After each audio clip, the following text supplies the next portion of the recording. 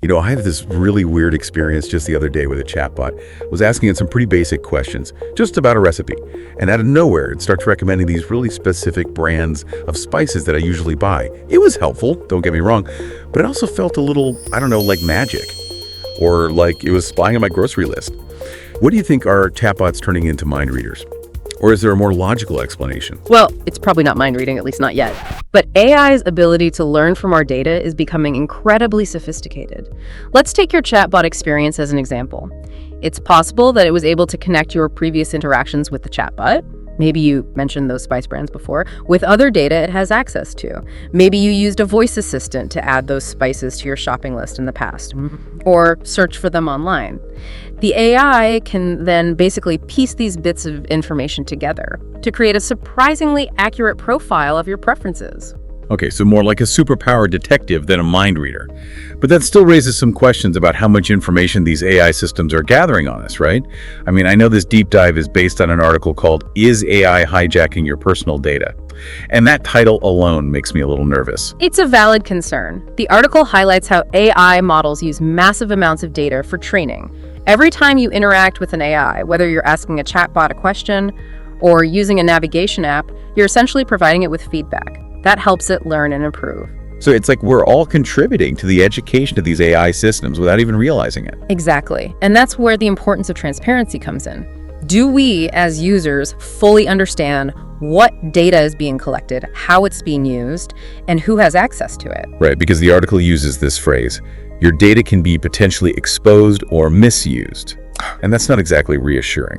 When I hear data exposed, I immediately think about like hackers and these big data breaches you hear about in the news all the time. Is that what we're talking about here? Data breaches are certainly a real risk. Just because a company uses AI doesn't make them immune to cybersecurity threats.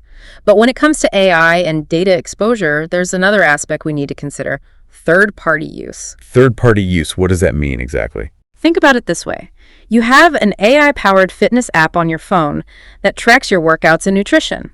That app might share your data with other companies, maybe an advertising network that wants to target you with ads for fitness products. Or maybe it's shared with a research institution studying health trends. The point is, your data can potentially end up in places you didn't expect, being used for purposes you may not have consented to. Wow, that's a bit unsettling. It feels like I'm constantly giving away these little pieces of myself without really knowing where they're going or what they'll be used for. It makes you wonder what's actually happening behind the scenes with all this data. You've hit on a key point: the lack of transparency around data storage. Many AI companies don't clearly disclose how long they retain user data. In some cases, they might keep it indefinitely. Hold on, indefinitely? Why would they need to keep my data forever? Isn't there a point where it becomes irrelevant or outdated? There are various reasons for data retention. Some companies might keep data for legal compliance. Others might use it for long-term trend analysis or to improve their AI models. But it does raise the question, at what point does data storage become excessive? Where's the line between legitimate use and an unnecessary invasion of privacy? That's a great question. I mean, I get the need for data to improve these AI systems, but it also feels like there needs to be some kind of balance, right? Be sure we're not sacrificing our privacy for the sake of convenience or innovation. Absolutely. And that's why it's so crucial for us to be aware of the potential risks and to advocate for greater transparency from these companies. Think about it this way. If you were designing an AI system, how would you balance the need for data with the right to privacy? What limitations or safeguards would you put in place? Before we move on, I have another question. This is kind of personal, but I'm really curious about your take on it. You know how we were talking about those AI-powered fitness apps that might share our data with other companies? I use one of those apps religiously, and I've never really thought about where that data might be going. It's a little unnerving, to be honest. I mean, what if that information ends up being used in ways I'm not comfortable with? That's a very valid concern, and I think it's something a lot of people are grappling with right now. We're all using these incredible AI tools that make our lives easier and more efficient.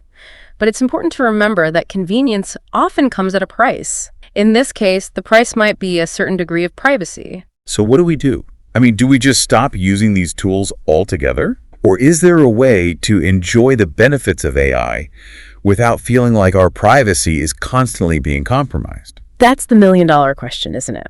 But before we get into the practical tips, I think it's important to acknowledge that this isn't just a personal issue. It's a societal issue that requires a collective response. What do you mean by that? Well, if AI is going to continue to learn and evolve, it's going to need access to more and more data. That means we need to start having serious conversations about data ownership, data rights, and the ethical implications of using our personal information to train these powerful systems. So it's not just about protecting our individual privacy. It's about shaping the future of AI in a way that benefits everyone. Exactly, and that's something we can all be a part of. Okay, that's a great point. And I think it's a perfect segue into the more practical side of things. Now, I'm really eager to hear those tips the article mentioned for protecting our privacy. Absolutely. The article offers some practical advice for navigating this complex landscape. First and foremost, it emphasizes the importance of being mindful of the information we share with AI systems. Okay, so mindfulness is key. Can you give us an example of what that looks like in practice? I mean, it's easy to say be mindful, but what does that actually entail when we're interacting with AI? It's about being conscious of the data you're feeding into these systems. For example, let's say you're using a language model to write a creative story. You might be tempted to provide very personal details or experiences to make the story more authentic. But ask yourself, is it really necessary for the AI to have that level of personal information to complete the task? Could you achieve a similar result by being more selective with the details you share? That's a good point. It's like I wouldn't tell a stranger in a coffee shop my entire life story just because they asked me to tell them a story. So maybe I shouldn't be doing that with AI either. Precisely. And this mindfulness extends beyond just the information we actively provide. It's also about being aware of the data that's passively collected. Remember those spice recommendations you got from the chatbot? That was likely based on data collected from your previous online activity. Right, the whole superpower detective thing. Right. So are you saying we need to be more careful about our online footprint in general? Being aware of your digital footprint is always a good idea. But the article offers another suggestion specifically related to AI, exploring options to limit data usage for training. Wait, really? Can we actually control how our data is used to train these AI models? To some extent, yes. Some AI platforms allow users to opt out of having their data used for training purposes. They might have a setting in their privacy options, or they might provide a way to delete your data from their system. That's good to know. I'll have to check if any of the AI tools I use have that option. It feels empowering to know that we might have more control than we realize. Absolutely. And that brings us to the final tip from the article. Staying informed about the data policies of different platforms. Okay, so no more blindly clicking accept on those terms and conditions, right? We need to actually read them and understand what we're agreeing to. Exactly. It's your data, and you have a right to know how it's being handled. Look for information about what data is collected, how it's used, how long it's stored, and whether it's shared with third parties. And if a company isn't transparent about their data policies, or if their policies make you uncomfortable, then maybe it's time to reconsider using their services. It's like voting with your data, right? I like that analogy.